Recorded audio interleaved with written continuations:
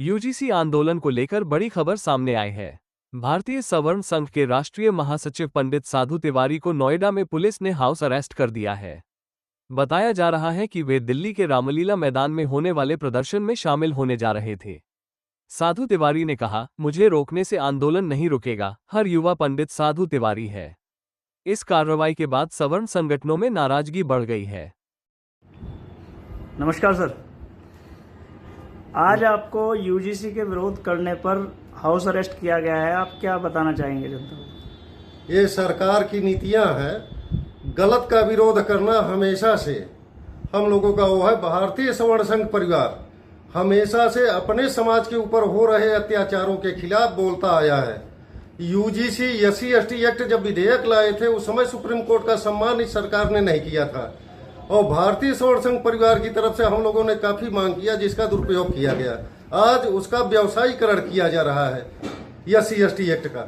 उसी प्रकार यूजीसी का जिस प्रकार से हमारे युवाओं को, हमारे लड़कों को अब आंदोलनकारी गुंडा बनाने का प्रयास किया जा रहा है, माफिया बनाने का प्रयास किया जा रहा है कि यूनिवर्सिटी के अंदर हमारे लोग पढ़ न पावे, हमारे लोगों को हर स्तर से रोका जाए, इसके खिलाफ हम लोगों ने केवल सरकार को चेतावनी देने के लिए यहाँ पे रामलीला मैदान में आयोजन किया गया था कि हम लोग इकट्ठा होंगे और पूरे भारतवर्ष के सवर्ण समाज के लोग इकट्ठा हुए हैं और हो रहे हैं। सरकार द्वारा बीच बीच में सभी को रोका गया, बसों को रोका जा रहा है हर स्तर से। हमें भी यहाँ पे रोक करके रखा गया कि आपको अब नहीं जाना है। हम कहा कि कोई बात नहीं, हमारी आवाज हमारे लोग पहुंच चुके हैं और ये दबेगी नहीं। सड़क से संसद तक जब तक ये खत्म नहीं होगा तब तक सवर्ण समाज के लोग लड़ते रहेंगे। कुछ लोग कह रहे हैं कि ये एक राजनीतिक मुद्दा बनाया गया है, क्या कारण है ऐसा? कोई राजनीतिक मुद्दा नहीं है। कोई दल आज के डेट में, एक हम भाजपा ही नहीं, जितने दल हैं सभी दल कोई समर्थन नहीं किया है। अगर किसी एक दल ने किया है तो केवल मायावती ने किया था, जबकि SC/ST एक्ट के समय में भी उन्होंने किया था। यूजीसी का भी उन्होंने कहा कि नहीं, इसे नहीं होना चाहिए, युवाओं के साथ खिलवाड़ है, आपसी भेदभाव पैदा किया जा रहा है। उसके बाद कलराज मिश्र जी ने भी एक इंटरव्यू में कह दिया था। कलराज मिश्र को मैं मानता हूं कि उन्होंने कम से कम बोला अपने समाज के लिए।